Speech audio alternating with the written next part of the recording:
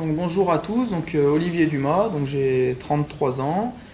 Je suis éducateur depuis maintenant 11 ans. Comme cursus scolaire, donc j'ai eu mon bac, j'ai ensuite fait mes études à l'UFRAPS de Lyon, donc où j'ai obtenu un DUG puis une licence, STAPS.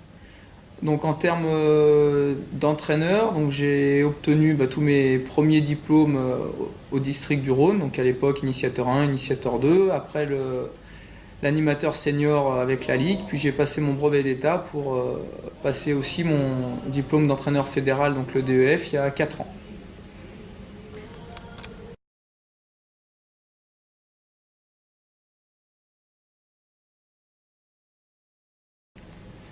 Donc je suis actuellement moi salarié au club de l'US Mirivourle, donc en tant que responsable technique. Donc ça fait 11 ans que je suis dans ce club. Donc j'avais été embauché à l'époque en tant qu'emploi jeune et pour être prolongé ensuite par un CDI donc depuis maintenant 6 ans. Donc mes tâches au sein du club sont assez variées, je dirais, puisqu'elles vont du traçage de terrain à tout ce qui est encadrement technique et animation des séances d'entraînement. Donc on est plusieurs, hein, puisqu'il y a Ludovic et Thomas qui sont aussi des salariés du club et qui sont avec moi sur les missions d'encadrement de toutes les catégories, donc de U7 à senior.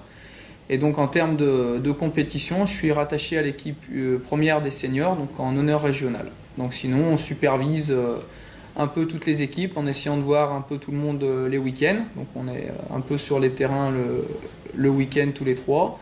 On a aussi tout ce qui est administratif, donc les demandes de licence, les différentes relations avec le district et la ligue, voire avec les adversaires, et tout ce qui se rattache aux diverses manifestations sportives du club, à savoir les tournois et les stages.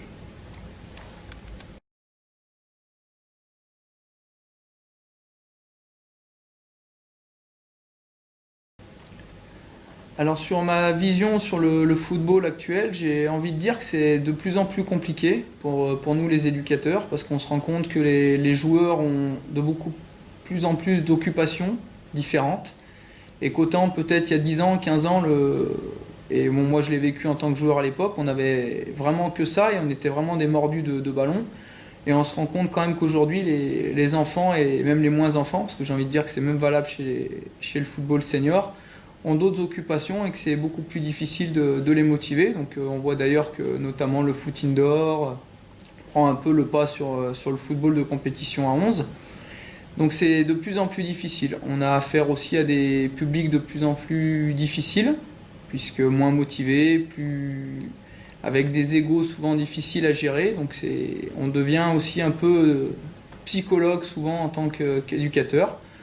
Donc c'est de plus en plus difficile, mais bon, ça reste intéressant. C'est un challenge différent, mais intéressant. C'est vrai que j'estime que le football change un petit peu. Alors le football ou la société, c'est certainement un grand débat, mais que c'est de plus en plus difficile de gérer des groupes de joueurs, de gérer les égos, de gérer aussi les parents, parce qu'il y a beaucoup d'attentes envers souvent leurs enfants, donc c'est pas forcément évident. Après, ça reste très intéressant parce que de par ma fonction, j'ai la chance d'avoir vu évoluer des enfants, puisque ça fait, comme je l'ai dit tout à l'heure, 11 ans. 11 ans, c'est beaucoup dans une vie, notamment à ces âges-là. Donc je retrouve en senior des joueurs que j'ai eu très jeunes, donc c'est toujours intéressant de suivre leur évolution football, mais aussi sociale et leurs avancées dans leur vie, donc c'est intéressant. On a aussi la chance d'avoir vu évoluer un ou deux joueurs de notre club vers le haut niveau et le très haut niveau, puisqu'on en a un ou deux. Donc je pense à Loïc Abenzoar, Geoffrey Bunier, qui était parti de chez nous pour rejoindre l'Olympique lyonnais. Donc pour Loïc, il y est toujours. Pour Geoffrey, il est actuellement en CFA. Donc c'est pour nous, entre guillemets, petit club toujours intéressant. Et puis on a eu aussi la chance de voir évoluer Benjamin Cornier, qui était chez nous sur 6 ans et qui est actuellement maintenant à Lorient. Donc c'est des choses intéressantes et puis ça permet aux jeunes de rêver, ça fait un modèle, notamment pour Benjamin qui reste un très bon garçon. Donc c'est vrai que c'est très riche de voir l'évolution de tous ces joueurs. Donc c'est vrai que le foot actuel fait que ça paraît compliqué et que c'est souvent des prises de tête avec des joueurs, mais ça reste très riche et plein d'enseignements.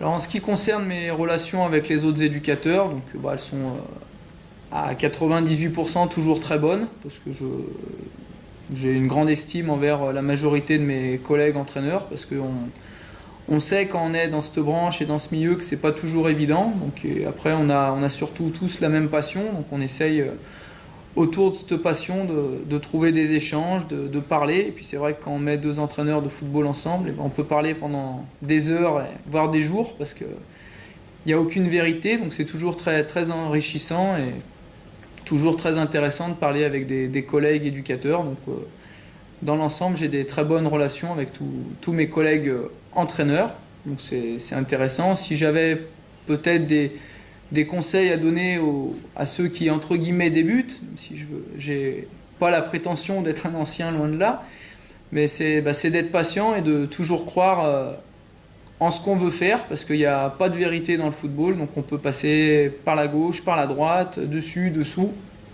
L'important, c'est toujours de garder en ligne de mire le but, l'objectif qu'on s'est fixé, en termes de jeu, en termes de messages qu'on veut faire passer à ses joueurs, et qu'après, faut garder cette passion foot qui est en nous, parce qu'il y a forcément des moments difficiles.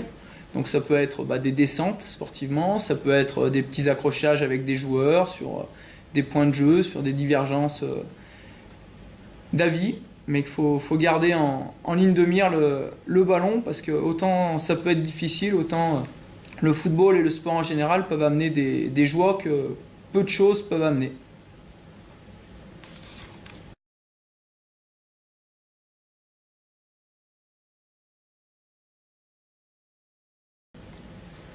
Bon, le petit message personnel, il sera pour les collègues éducateurs donc au district, parce que vous le savez ou vous le savez pas, pour la plupart vous le savez puisque vous serez, j'espère, là demain. On a la petite réunion plénière, donc où a priori on va finir par un petit tournoi, et que j'ai appris qu'il y avait une équipe très très compétitive qui s'était formée.